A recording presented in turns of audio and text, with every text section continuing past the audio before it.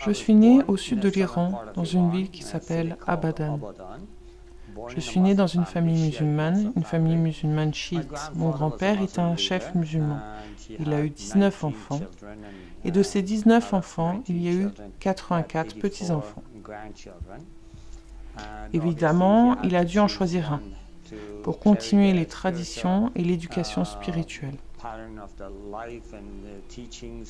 pour la nouvelle génération.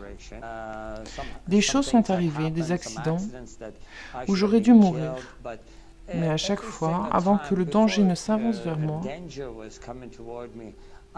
j'ai vu la silhouette d'une personne qui était toujours là. Et j'en ai parlé ouvertement à d'autres. Mon grand-père y a vu un signe. Pour lui, il était évident que c'étaient les guides spirituels d'Islam qui observaient ce garçon et le protégeaient. Alors, il m'a prêté beaucoup d'attention. Il m'a appris tout ce qu'il savait sur l'islam. Je suis devenu un membre du Hezbollah. J'ai fait partie de cette armée pendant 3 ans. Pendant ce temps, j'ai beaucoup étudié le Coran. Mon grand-père a semé dans mon cœur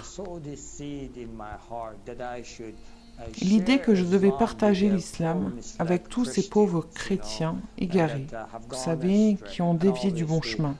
Et évidemment, il me rappelait mon devoir d'être un guide spirituel pour notre famille en dehors de l'Iran. J'ai voyagé en Malaisie, où j'ai été saisi avec 30 passeports illégaux et emprisonné. Alors j'ai commencé à enseigner l'islam en prison et à dire à tout le monde ce qu'ils devaient faire et quel était leur devoir envers Allah. Alors j'ai fait cette routine tous les jours. Évidemment, je priais 5 fois par jour. Les chiites ne prient que 3 fois, bien qu'ils incluent les 17 rakas à chaque fois. Mais ce que j'ai fait, parce que je voulais me rapprocher de Dieu, je le faisais 5 fois. Et puis, vers la fin de la soirée, je priais des prières en plus. J'avais l'habitude de lire l'intégralité du Coran, une fois tous les 10 jours. Et j'ai obtenu des pouvoirs spirituels en dehors de l'islam. Dans le Coran, il y a des djinns et d'autres entités spirituelles. Leur parler n'est pas interdit. D'ailleurs, nos histoires comprennent des gens qui leur parlent. Le prophète Mohammed l'a dit. Alors j'ai pu me connecter à ce royaume spirituel. Et j'ai pu en acquérir des pouvoirs. Alors j'avais la capacité de prier pour les gens, particulièrement quand quelqu'un leur avait fait du mal. Ou quand quelqu'un leur avait fait quelque chose de mal intentionné. Ils venaient à moi et me demandaient de leur dire la prière et immédiatement l'autre personne tombait malade ou avait un accident. Ce genre de choses, vous voyez. Je pouvais fermer les yeux et vous dire ce que cette personne faisait dans une autre pièce. Cela m'a assoiffé de pouvoir et je voulais avoir plus de pouvoir. Alors je méditais encore plus sur le Coran. Un soir, alors que je faisais ceci, je méditais sur des versets. Il y a des mots dans le Coran qui sont répétés continuellement, à plusieurs reprises, mais qui n'ont aucun sens. Ce sont les secrets du Coran. Alors, tandis que je méditais sur ces mots, un esprit est rentré dans la chambre, et il était beaucoup plus puissant que moi. Je ne pouvais pas le vaincre, alors j'étais terrorisé. J'ai essayé d'utiliser tous les outils de l'islam dont je disposais. Au nom d'Allah, je t'ordonne de partir, vous savez. Va des rétro, Satanas, ce genre de choses. Et j'ai tout utilisé, mais rien n'aidait. À ce moment, je suis devenu complètement désespéré. Et j'avais l'impression qu'il m'étranglait, que ma vie s'en allait. Et j'avais l'impression que j'allais mourir dans cette cellule. Je me suis écrié vers les cieux. Et j'ai dit, Dieu, en farsi, Koda, aide-moi. Et immédiatement, j'ai entendu une voix, aussi claire que vous m'entendez aujourd'hui, qui disait, apporte le nom de Jésus. À ce moment, je n'y ai pas réfléchi 2 fois.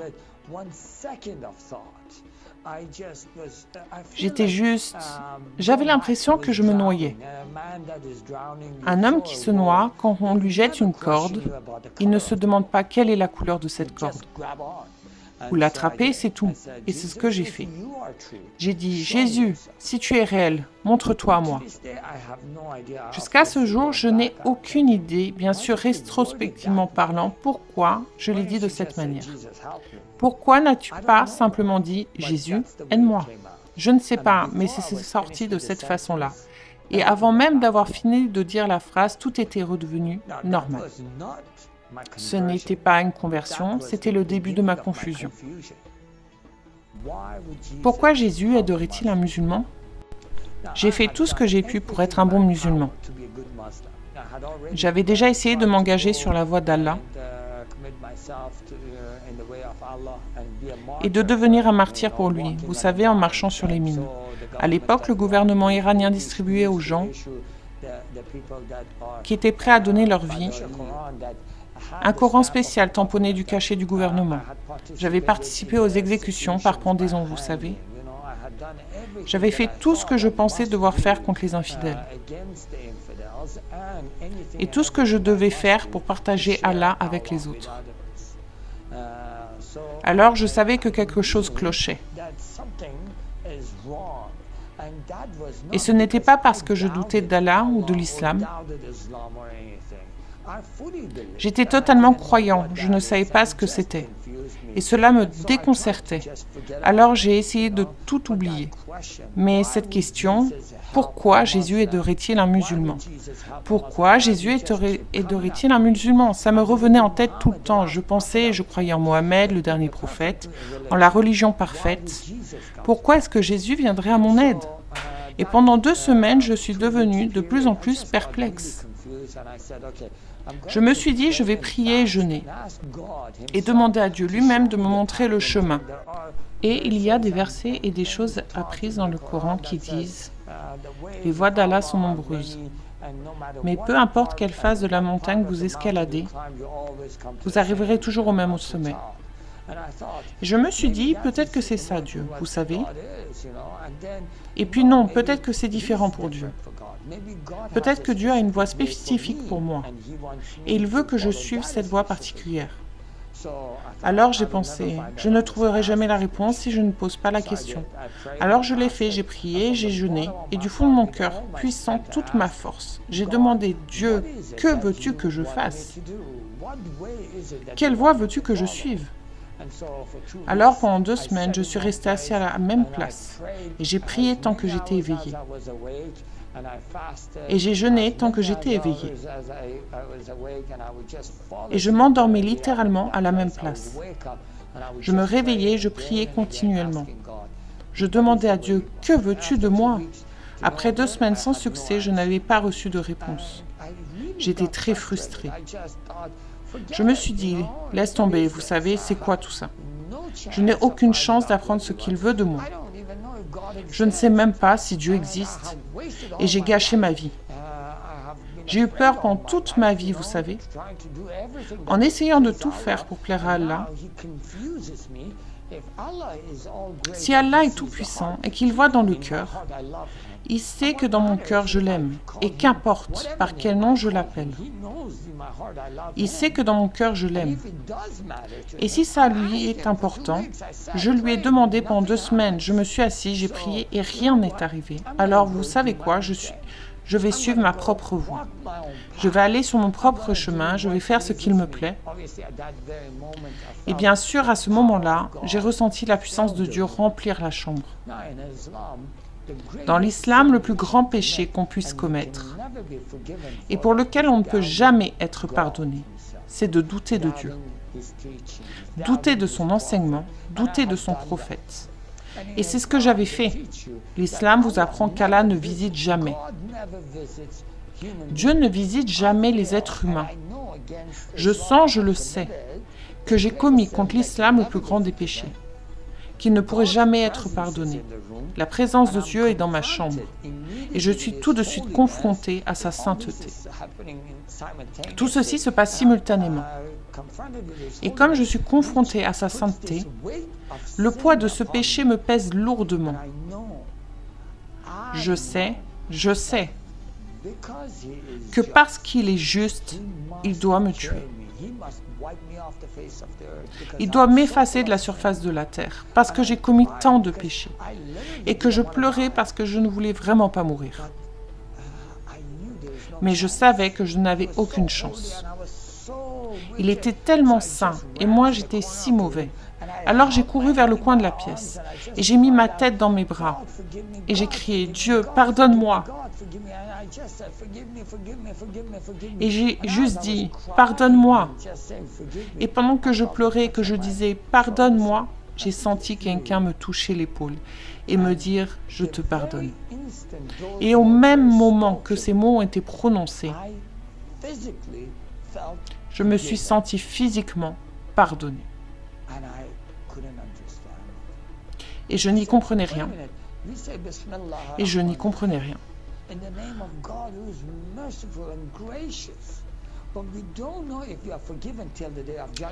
Mais nous ne savons pas si nous sommes pardonnés jusqu'au jour du jugement. C'est pour cela qu'il n'y a pas un seul vrai verset dans le Coran qui dise Mohamed est au paradis. Il doit attendre, comme tout le monde, jusqu'au jour de Kiyama, le jour de la résurrection. Et tous seront jugés ce jour-là. Alors, comment est-ce possible? Qui est ce Dieu qui dit « Je te pardonne » et je me sens pardonné aujourd'hui? Et j'ai demandé, j'ai dit « Qui êtes-vous? Qui pouvait me pardonner et puis je me sens pardonné ?» Et il m'a répondu « Je suis la voie, la vérité et la vie. » Dès que j'ai entendu ces mots, je savais qu'il était d'une grande importance, mais je n'avais aucune idée de leur sens. Je ne savais toujours pas qui était ce Dieu. Je lui ai demandé quel est ton nom? Jésus-Christ, le Dieu vivant. Il a répondu et dit qu'il a prononcé ces mots. C'était comme si tous mes os avaient été extraits de mon corps. Et je suis tombée face au sol et j'ai commencé à pleurer. Dans la présence de Dieu, j'ai pleuré. Je ne peux toujours pas, je veux dire, ça fait 18 ans, mais je ne peux pas oublier son amour, sa clémence.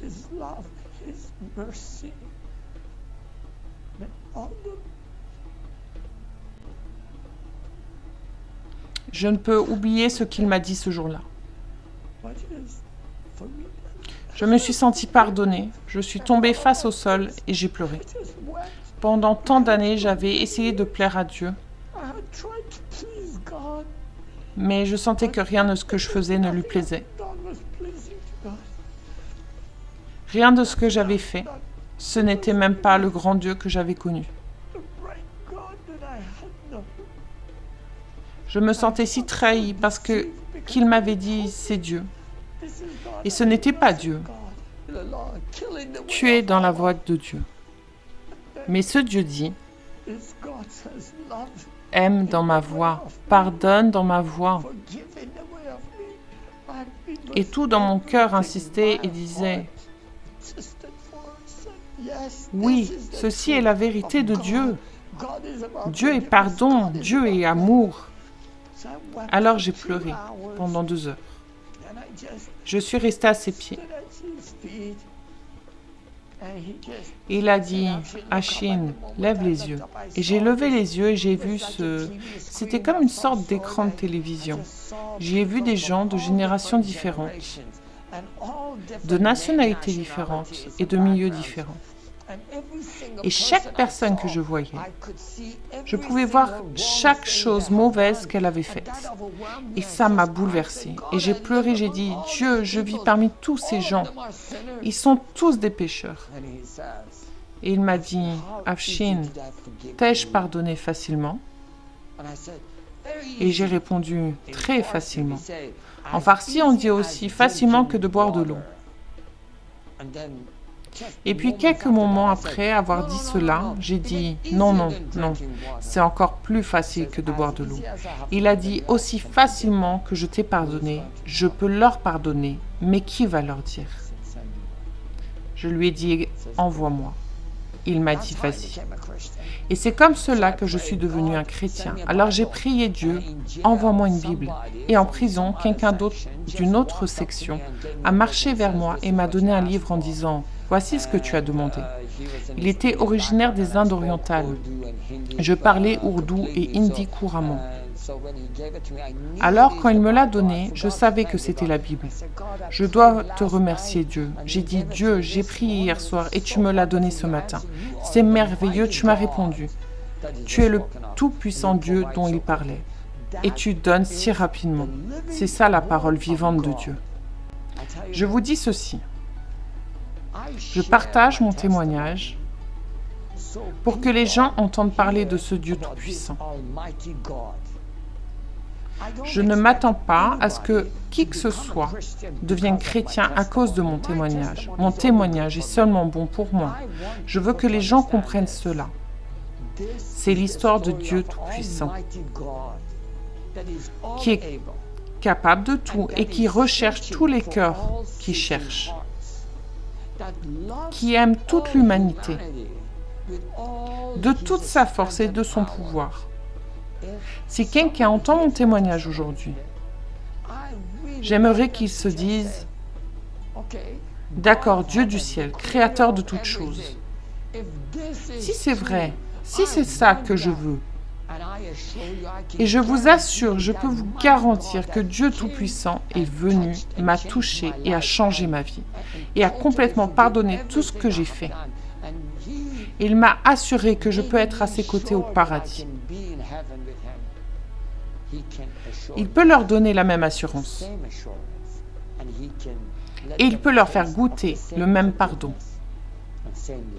et le même amour. Et ça, c'est Jésus-Christ.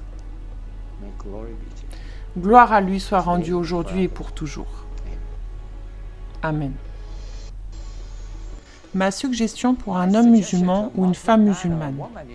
Je sais qu'ils demanderont « Est-ce que Jésus-Christ est Dieu ?» Un être humain peut-il devenir Dieu? Bien sûr que non. Jamais aucun être humain ne peut devenir Dieu. Mais même en tant que musulman, je croyais en un Dieu tout-puissant.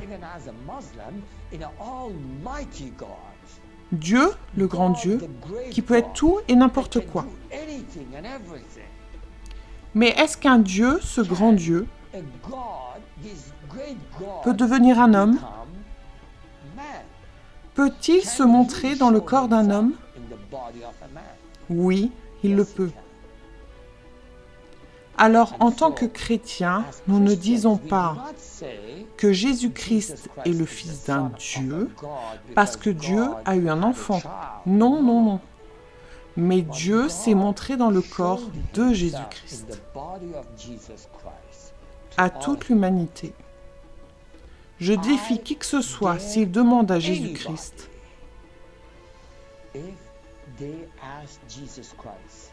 de tout son cœur, si c'est juste, et Dieu le sait. Nous ne pouvons tester Dieu, nous ne pouvons questionner Dieu, mais nous pouvons demander à Dieu. Nous pouvons lui demander en tant que qu'humble être que nous sommes, et dire « Dieu Tout-Puissant, un membre de ma famille est malade. Cette personne a un très grand besoin d'être guérie. J'ai des questions à te poser. Mon cœur est brisé. Je suis complètement déprimé et aucun docteur ne peut m'aider. Je n'ai aucun espoir. J'ai l'impression de n'avoir aucune paix. Si vous demandez « Y a-t-il de l'espérance en Jésus pour moi ?» Y a-t-il une guérison au nom de Jésus pour moi? Y a-t-il une guérison pour ce membre de ma famille? Une sorte de providence contre cette dépression?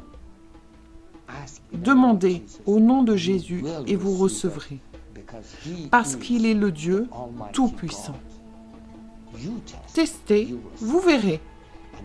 Et c'est cela Dieu.